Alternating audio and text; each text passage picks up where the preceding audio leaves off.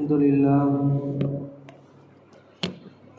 لله نحمده ونستعينه ونستغفره ونؤمن به ونتوكل عليه ونعوذ بالله من شرور أنفسنا ومن سيئات أعمالنا من يهده الله فلا مضل له ومن يضلله فلا هادي له ونشهد أن لا إله إلا الله ونشهد أن سيدنا ومولانا محمدا عبده ورسوله أما بعد فقد قال الله سبحانه وتعالى في كلامه القديم وفي القرآن المجيد أعوذ بالله من الشيطان الرجيم بسم الله الرحمن الرحيم إنما المؤمنون إخوة صدق الله العظيم وقال رسول الله صلى الله عليه وسلم في حديثه الشريف ولا تحاسدوا ولا تباغضوا ولا تجسسوا ولا تحسسوا ولا تناجشوا كونوا عباد الله إخوانا صدق رسوله النبي الكريم. எல்லா புகழும் எல்லாம் வல்ல அல்லாஹ் ஒருவனுக்கே உரித்தாகட்டுமாக. சலாத்தும் சலாமும் நமது உயிரினும் மேலான கண்மணி நாயகம் முஹம்மது ரசூலுல்லாஹ் ஸல்லல்லாஹு அலைஹி வஸல்லம் அன்னவர்கள் மீதும் அனலாரின் உத்தம சத்திய சஹாபாக்கள், தாபிஈன்கள், தபா தாபீன்கள், வலிமார்கள், சுஹதாக்கள், சாலிஹீன்கள், நல்லோர்கள், மேலும் இங்கு வீற்றிருக்கும் நம் அனைவரின் மீதும் எல்லாம் வல்ல அல்லாஹுவின் அன்பும் அருளும் வற்றா கருணையும் என்றென்றும் நீடித்து நிலைக்கட்டுமாகுக. ஆமீன். அருமைக்குரியவர்களே, அல்லாஹு ஜல்லஷானஹு தஆலா நம்முடைய ஈமானை வலுப்படுத்துவதற்கும் நம்மிடையே ஒற்றுமை ஏற்படுத்துவதற்கும் அவன் நமக்கு கொடுத்திருக்கிற மிக முக்கியமான ஒரு பொக்கிஷம் இஸ்லாம். அந்த இஸ்லாம் நமக்கு வலியுறுத்தி சொல்லுகிறது, உன் பிற முஸ்லிம்களோடு நீ இணக்கமாக இருப்பது உனக்கு கட்டாயம் என்பதாக இஸ்லாம் நமக்கு வலியுறுத்தி காட்டுகிறது.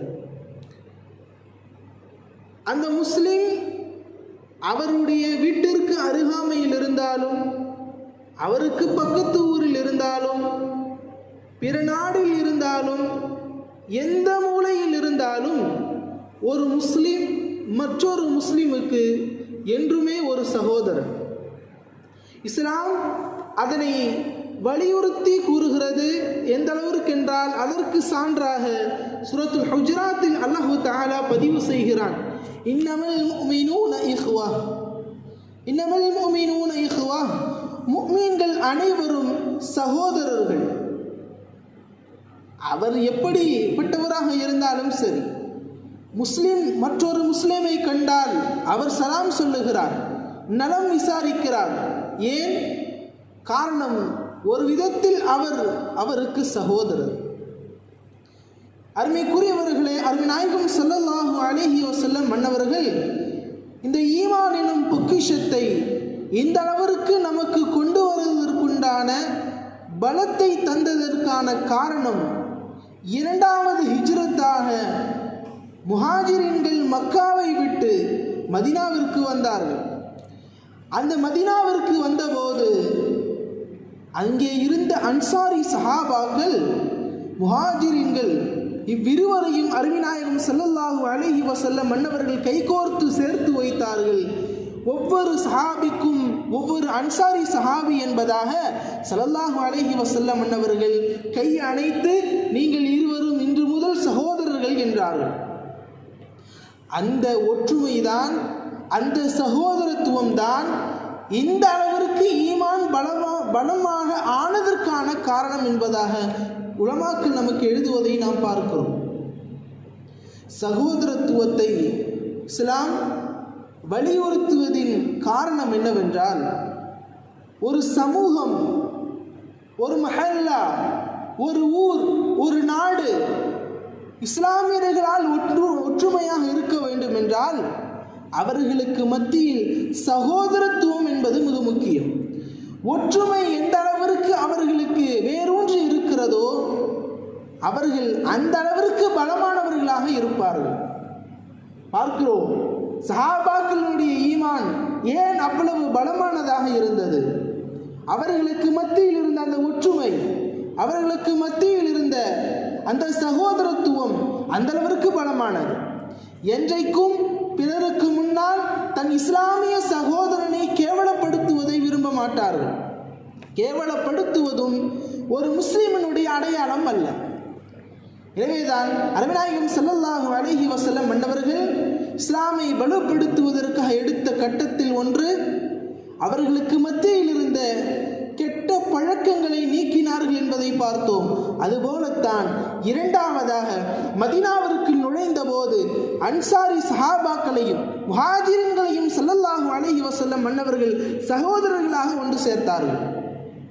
அந்த அன்சாரி சஹாபாக்கள் எந்த அளவிற்கு தன் இஸ்லாமிய சகோதரனுக்கு உரிமைகள் கொடுத்தார்கள் என்றால், தனது பொருள், தனது சொத்துக்கள், ஏன் அவருக்கு 2 மனைவிகள் இருந்தால் அந்த 2 மனைவிகளில் ஒரு மனைவியை நான் தலாக்கு விடுகிறேன், அவரை நீ திருமணம் முடித்துக்கொள் என்பதாக எல்லாம் தன் சகோதரனுக்கு பரிபூர்ணமான சரிக்கு சமமான உரிமைகளை கொடுத்தது இஸ்லாம்.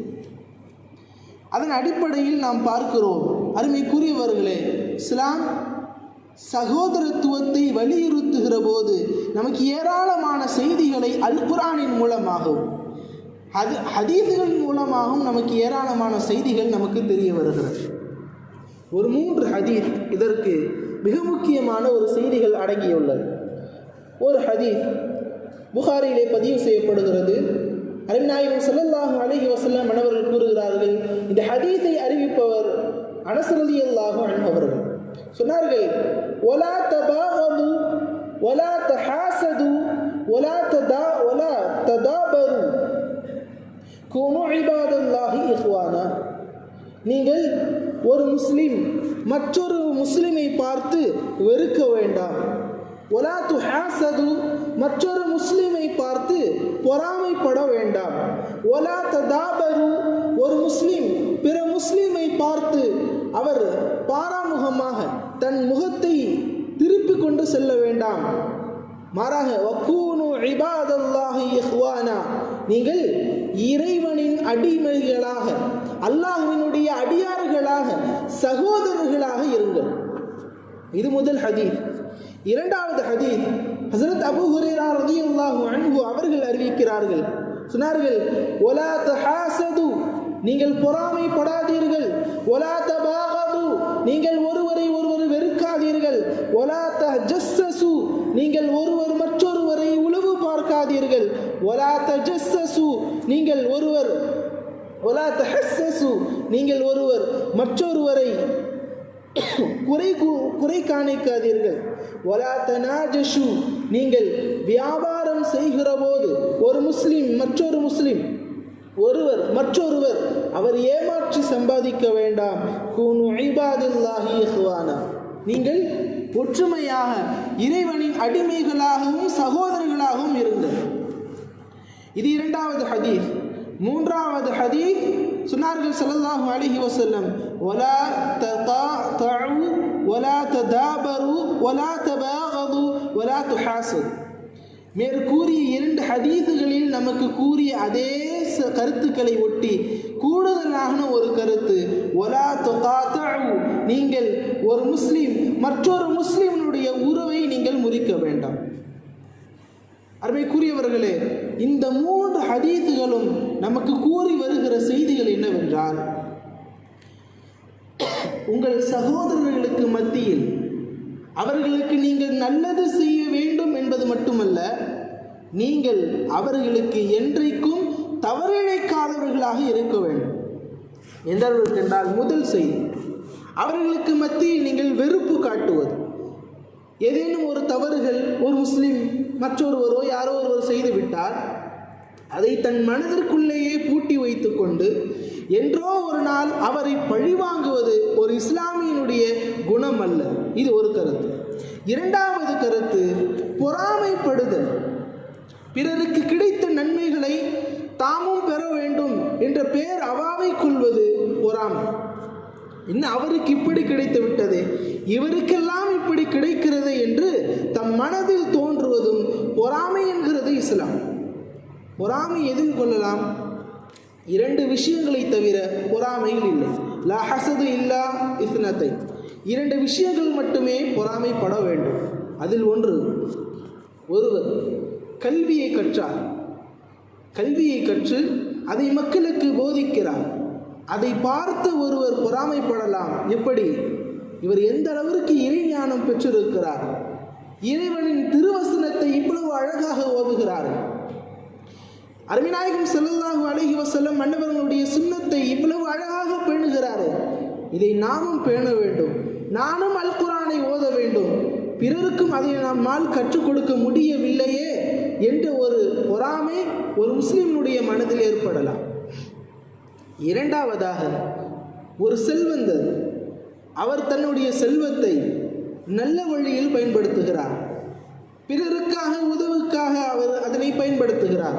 இதை பார்த்து ஒரு முஸ்லிம் தன்னிடத்தில் அந்த பொருள் இல்லையே, தன்னிடத்தில் அந்த பொருள் இருந்தால் தாமும் தானம் செய்திருப்பேனே என்ற ஒரு பொறாமை கொள்ளுவதற்கு இஸ்லாம் இந்த 2 விஷயங்களில் மட்டுமே பொறாமை கொள்வதற்கு அனுமதி அளிக்கிறது.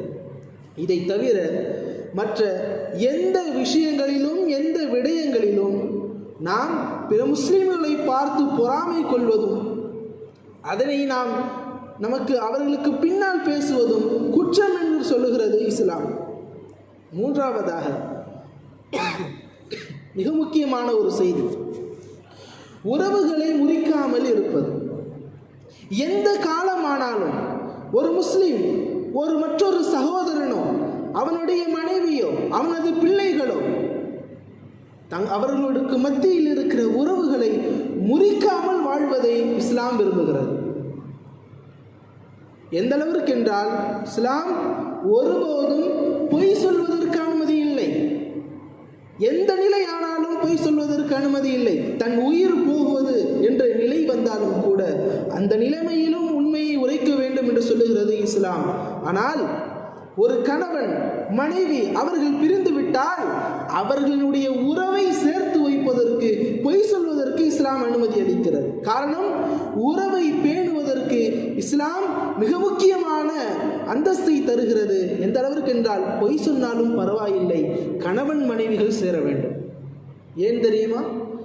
ஹதீசுகளில் வருகிறது, ஷைத்தானுடைய அவனுடைய அரசாட்சி கடலுக்கு நடுவில் இருக்கும். அப்படி அந்த கடலின் நடுவில் அவனது அரசாட்சியின் போது ஒவ்வொரு ஷைத்தான்களும் அவர்கள் செய்து வந்த மக்களுக்கு செய்து கொண்டிருந்த அந்த அநியாயத்தை பற்றி கூறுவார்கள். ஒரு ஷைத்தான் வருவார், நான் இப்படியெல்லாம் ஒரு மனிதனை திருட வைத்தேன். ஷைத்தான் கண்டு காணாமல் போய்விடுவார். அடுத்த ஷைத்தான் வருவான், நான் இப்படியெல்லாம் அவர்களுக்கு மத்தியில் ஏமாற்றினேன், விட்டு விடுவார். ஒரு ஷைத்தான் சொல்லுவார், நான் இன்று ஒரு கணவன் மனைவிக்கு மத்தியில் சண்டை, ஒருவருக்கொருவர் சண்டை ஏற்பட்ட போது அவர்களுடைய உறவை முறிக்க வேண்டும் என்பதற்காக அந்த கணவனின் வாயிலாக நான் அவர்களுக்கு சொல்ல வைத்து விட்டேன், தலாக் என்பதாக என்று சொன்னதற்கு பின்னால் அந்த ஷைத்தானை எல்லா ஷைத்தான்களும் கொண்டாடுவார்கள். நீதான் ஷைத்தான். ஹதீஸில் வருகிறது, எந்த அளவிற்கு அந்த ஷைத்தான்களின் அரசனாக இருக்கக்கூடிய ஷைத்தான் சொல்லுவான் என்றால், நீதான் அக்மார்க் ஷைத்தான், நீதான்ப்பா ஷைத்தான், இங்கே எல்லாருக்கும் நீதான் முன்மாதிரி என்பதாக சொல்லும் அளவிற்கு அந்த ஷைத்தானுக்கு உயர்ந்த அந்தஸ்தை தருவான். ஏன் தெரியுமா? கணவனின் மனைவியை முறிப்பதில் அவ்வளவு பேரானந்தம் ஷைத்தான்களுக்கு மத்தியில் இருக்கிறது என்றால், எந்த விஷயங்கள் எல்லாம் நன்மைகள் அதிகம் அடங்கி இருக்கிறதோ, எந்த விஷயங்களில் இறைவனின் பாக்கியங்கள் நமக்கு அதிகம் கிடைக்கிறதோ, அந்த விஷயங்களில் ஷைத்தான் எப்படியாவது நம்மை தகர்க்க வேண்டும் என்று நினைப்பான். தொழுகையில் நம்மை தீண்டுவான், நம்மை எப்படியாவது தொழுகையை முறிக்க வேண்டும் என்பதற்காக சிந்தனைகளை தருவான். காரணம், தொழுகையிலும் நன்மை இருக்கிறது. அருமைக்குரியவர்களே, ஷைத்தான்கள் இந்த அளவிற்கு அதிகமாக ஆசைப்படக்கூடிய விஷயங்களில் ஒன்று கணவன் மனைவியின் பிரிதல். என்று ஏராளமான வரலாறுகளை, ஏராளமான மக்களை பார்க்கிறோம். தொட்டதற்கெல்லாம் அவர்கள் பிரிவதை பார்க்கிறோம். இன்னும் சில குடும்பங்களில் ஆராய்ந்து நாம் பார்க்கிற போது அந்த பெண் தன் கணவனை பிரிவதற்கான காரணம் அவர்களின் பெற்றோர்களாக இருப்பதை பார்க்கிறோம். அருமைக்குரியவர்களே, இஸ்லாம் வலியுறுத்தி கூறுகிறது, கணவன் ஒரு மனைவி இருவரும் சேர்ந்து விட்டால் அவர்களை எது கொண்டும் அவர்களை பிரிக்கக்கூடாது. அவர்களை பிரிக்கலாம் என்று ஒரு நிபந்தனை வருமானால் அதற்கு மிக முக்கியமான புள்ளி, மார்க்கத்தின் சட்டங்களை அந்த கணவனோ மனைவியோ மீறினால் மட்டுமே அவர்கள் பிரிவதற்கு இஸ்லாம் அனுமதி அளிக்கிறது. ஒரு மனிதர் தன் மனைவியை பார்த்து தலாக் என்று தன்னை பிரிகிறேன் என்று கூறினால் அந்த தலாக்கிற்கு அல்லாஹ் வைத்திருக்கக்கூடிய ஒரு செய்தி என்னவென்றால், தலாக்கு விடுவது ஹலால், ஆனால் இறைவனுக்கு பிடிக்காத ஒரு ஹலாலான விஷயம் தலாக் என்கிறது இஸ்லாம். இறைவனுக்கு பிடிக்கவே பிடிக்காது, அதை செய்வதை அல்லாஹ் தஆலா ஒருபோதும் விரும்ப மாட்டான். ஆனாலும் அது ஹலாலின் உங்களுடைய லிஸ்ட்டுகளில் இருக்கிறது அந்த தலாக். அருமைக்குரியவர்களே, உறவுகளை பிரியாமல் வாழ்வது இஸ்லாமிய மார்க்கம் நமக்கெல்லாம் கற்றுத்தருகிற மிக முக்கியமான விஷயங்களில் ஒன்று. அதே போல பிற முஸ்லீம் மற்றொரு முஸ்லீம்களுடன் இணக்கமாக இருக்க வேண்டும். அதையும் இஸ்லாம் எந்த அளவிற்கு வலியுறுத்துகிறது என்றால், வலா யஹில்லு லி முஸ்லிமின், ஒரு முஸ்லீமுக்கு ஹலால் ஆகாது ஐயஹுஜுர அஹாஹு, அவனது சகோதரனை பேசாமல் இருப்பது. எந்த அளவிற்கு ஃபௌக ஸலாஸதி அய்யாம், 3 நாட்களுக்கு மேல் பேசாமல் இருப்பது ஒரு முஸ்லீமுக்கு ஹலால் கிடையாது. அப்படி என்றால் ஒரு முஸ்லீமுக்கு ஹலால் கிடையாது என்றால், தனக்கும் தன் சகோதரனுக்கும் பிற முஸ்லீம்களுக்கும் மத்தியில் ஏதேனும் ஒரு சண்டையோ சச்சரவோ பிரச்சனைகளோ ஏற்பட்டதற்கு பின்னால் 3 நாட்களுக்கு மேல் ஒருவர் பேசாமல் இருந்தால் அந்த முஸ்லீம் செய்வது ஹராமான காரியம் என்று இந்த ஹதீஸ் நமக்கு வலியுறுத்துகிறது. ஹராமான காரியங்கள் என்பது ஒரு மனிதர் 40 நாட்கள் செய்யக்கூடிய எல்லா விதமான அமல்களையும் தூளாக்கிவிடும். அதற்கு எந்தவித பயன்களும் இருக்காது. ஹராமான செய்திகளை செய்வதால், ஹராமான காரியங்களை செய்வதால் நமக்கு கிடைக்கிற விஷயங்கள் என்னவென்று பார்க்கிற போது, ஹராமை செய்தால் 40 நாட்கள் அந்த மனிதர் செய்த எல்லா விதமான நன்மைகளும் கிடைக்காது.